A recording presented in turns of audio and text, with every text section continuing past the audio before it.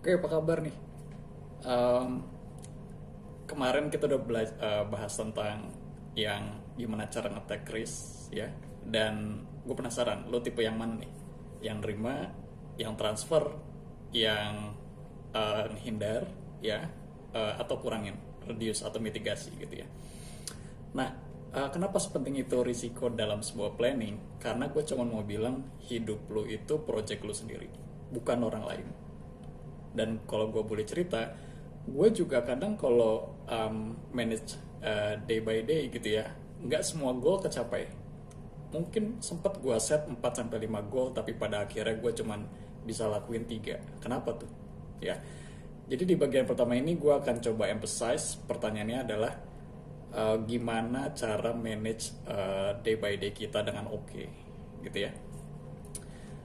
Dan kita akan masuk ke bagian kedua, dan gue pengen bilang di sini kalau misalnya eh, kalau ngomongin tentang project itu intinya adalah perlu di manage dalam resource yang ada gitu loh. Kenapa gue sampein ini? Karena resource kita terbatas. Coba lu bisa sebutin nggak resource yang gue maksud terbatas itu apa? Waktu, benar. Apalagi uang, iya. Terus tools ya, mungkin ketersediaan orang yang bantuin lo gitu kan.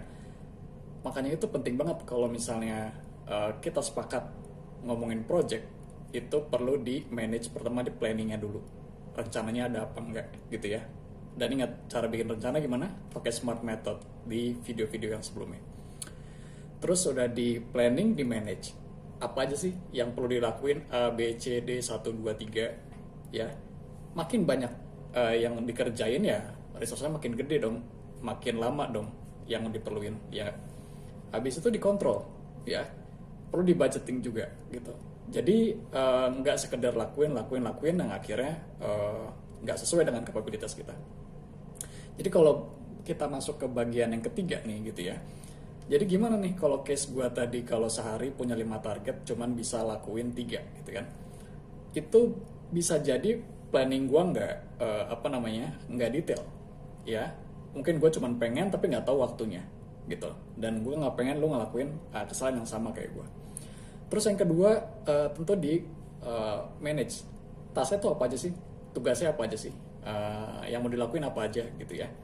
Kalau kiranya perlu 3 hal, berarti lo harus fokus lakuin 3, baru geser ke selanjutnya. Dan jangan dicampur sama kegiatan yang lain karena nggak akan beres gitu ya. Yang terakhir kontrol ya, quality-nya, terus udah gitu juga targetnya sampai yang lo pengen tercapai.